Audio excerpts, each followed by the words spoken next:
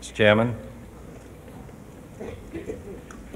ladies and gentlemen, I appreciate very much your generous invitation to be here tonight. You bear heavy responsibilities these days, and an article I read some time ago reminded me of how particularly heavily the burdens of present-day events bear upon your profession. You may remember that in 1851, the New York Herald Tribune, under the sponsorship and publishing of Horace Greeley, employed as its London correspondent an obscure journalist by the name of Karl Marx. We are told that foreign correspondent Marx, stone broke, and with a family ill and undernourished, constantly appealed to Greeley and managing editor Charles Dana for an increase in his munificent salary of $5 per installment, a salary which he and Engels ungratefully labeled as the lousiest petty bourgeois cheating. But when all his financial appeals were refused, Marx looked around for other means of livelihood and fame, eventually terminating his relationship with the Tribune and devoting his talents full-time to the cause that would bequeath to the world the seeds of Leninism, Stalinism, revolution, and the Cold War. If only this capitalistic New York newspaper had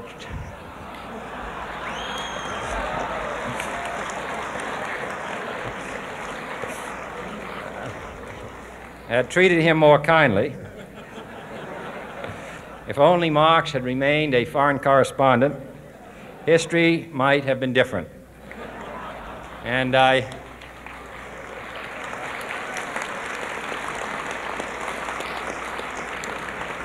I hope all publishers will bear this lesson in mind the next time they receive a poverty-stricken appeal from a small increase in the expense account from an obscure newspaper man.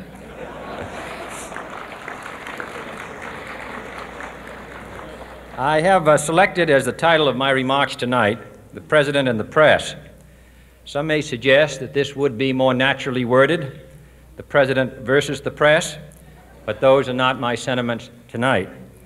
It is true, however, that when a well-known diplomat from another country demanded recently that our State Department repudiate certain newspaper attacks on his colleagues, it was unnecessary for us to reply that this administration was not responsible for the press, for the press had already made it clear that it was not responsible for this administration.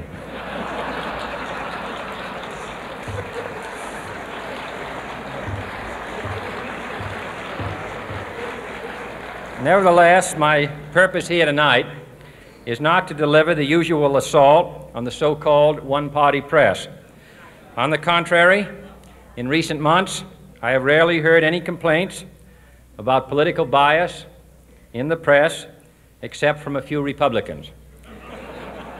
Nor is it my purpose tonight to discuss or defend the televising of presidential press conferences. I think it is highly beneficial to have some 20 million Americans regularly sit in on these conferences to observe, if I may say so, the incisive, the intelligent, and the courteous qualities displayed by your Washington correspondents.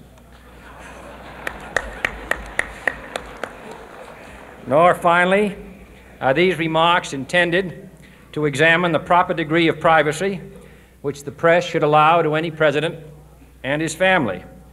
If, in the last few months, your White House reporters and photographers have been attending church services with regularity, that has surely done them no harm.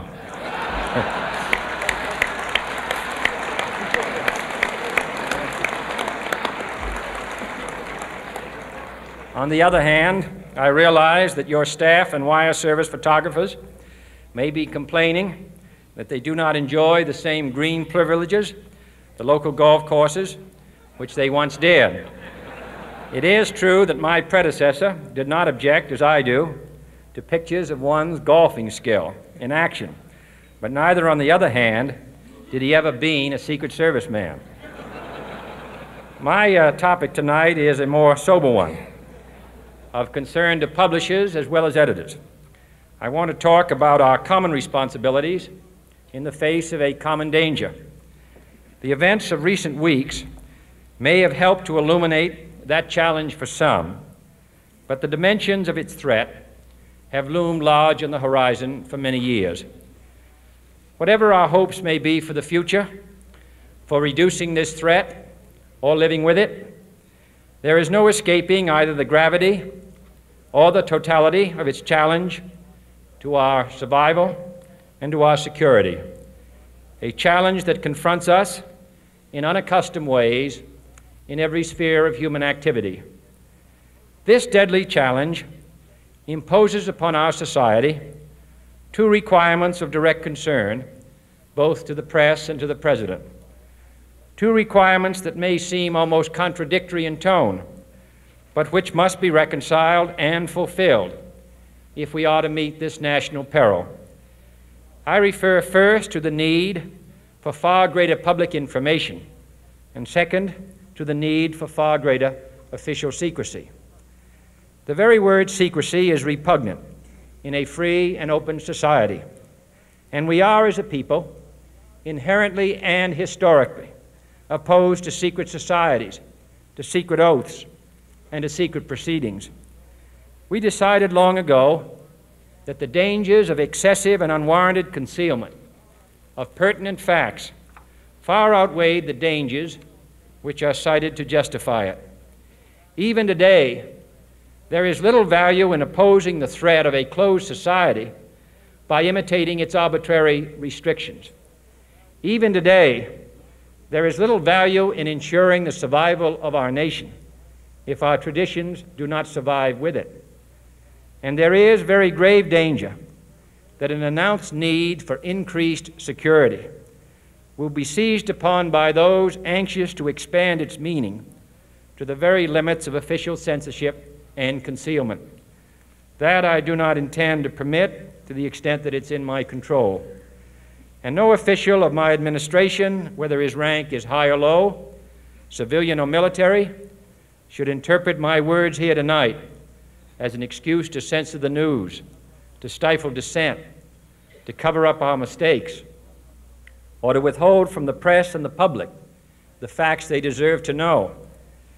But I do ask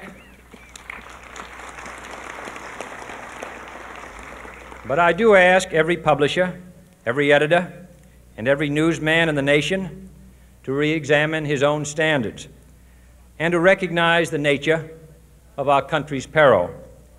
In time of war, the government and the press have customarily joined in an effort based largely on self-discipline to prevent unauthorized disclosures to the enemy.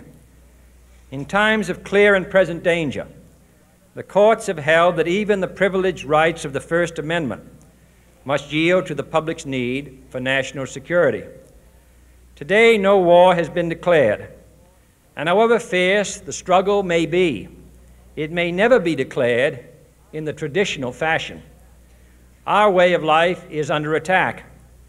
Those who make themselves our enemy are advancing around the globe. The survival of our friends is in danger, and yet no war has been declared. No borders have been crossed by marching troops. No missiles have been fired. If the press is awaiting a declaration of war before it imposes the self-discipline of combat conditions, then I can only say that no war ever posed a greater threat to our security. If you are awaiting a finding of clear and present danger, then I can only say that the danger has never been more clear, and its presence has never been more imminent. It requires a change in outlook, a change in tactics, a change in missions by the government, by the people, by every businessman or labor leader, and by every newspaper. For we are opposed around the world by a monolithic and ruthless conspiracy that relies primarily on covert means for expanding its sphere of influence, on infiltration instead of invasion, on subversion instead of elections, on intimidation instead of free choice, on guerrillas by night instead of armies by day. It is a system which has conscripted vast human and material resources into the building of a tightly knit, highly efficient machine that combines military, diplomatic, intelligence, economic, scientific, and political operations. Its preparations are concealed, not published. Its mistakes are buried, not headlined. Its dissenters are silenced, not praised. No expenditure is questioned, no rumor is printed, no secret is revealed. It conducts the Cold War, in short, with a wartime discipline no democracy would ever hope or wish to match. Nevertheless, every democracy recognizes the necessary restraints of national security. And the question remains whether those restraints need to be more strictly observed if we are to oppose this kind of attack as well as outright invasion. For the facts of the matter are that this nation's foes have openly boasted of acquiring through our newspapers information they would otherwise hire agents to acquire through theft, bribery, or espionage. That details of this nation's covert preparations to counter the enemy's covert operations have been available to every newspaper reader, friend and foe alike.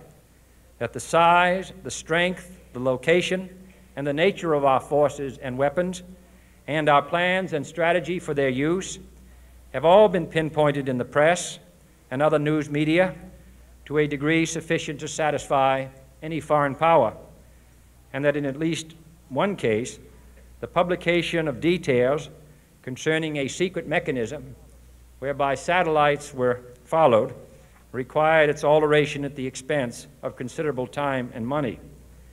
The newspapers which printed these stories were loyal, patriotic, responsible, and well-meaning.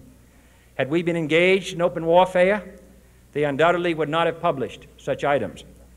But in the absence of open warfare, they recognized only the tests of journalism and not the tests of national security. And my question tonight is whether additional tests should not now be adopted. That question is for you alone to answer. No public official should answer it for you. No governmental plan should impose its restraints against your will.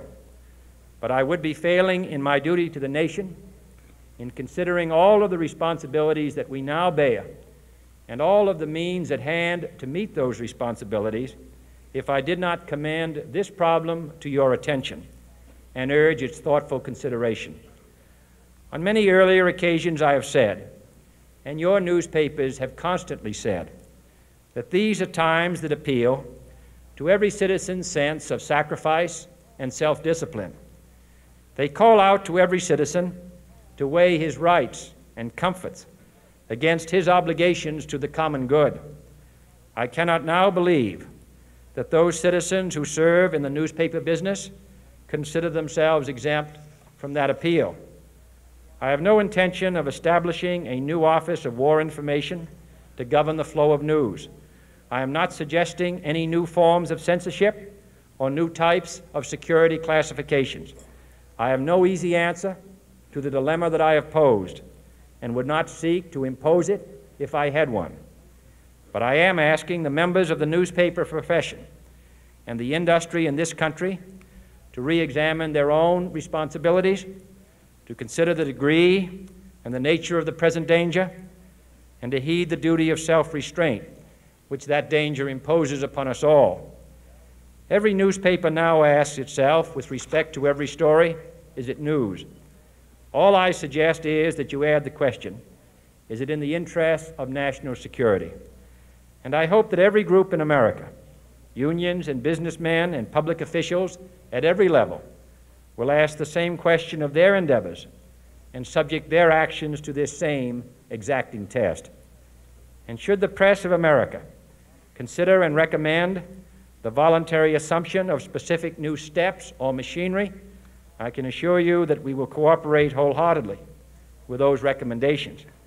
Perhaps there will be no recommendations. Perhaps there is no answer to the dilemma. faced by a free and open society in a cold and secret war. In times of peace, any discussion of this subject and any action that results are both painful and without precedent. But this is a time of peace and peril which knows no precedent in history. It is the unprecedented nature of this challenge that also gives rise to your second obligation, an obligation which I share, and that is our obligation to inform and alert the American people, to make certain that they possess all the facts that they need and understand them as well, the perils, the prospects, the purposes of our program, and the choices that we face. No president should fear public scrutiny of his program, for from that scrutiny comes understanding, and from that understanding comes support or opposition, and both are necessary. I am not asking your newspapers to support an administration, but I am asking your help in the tremendous task of informing and alerting the American people. For I have complete confidence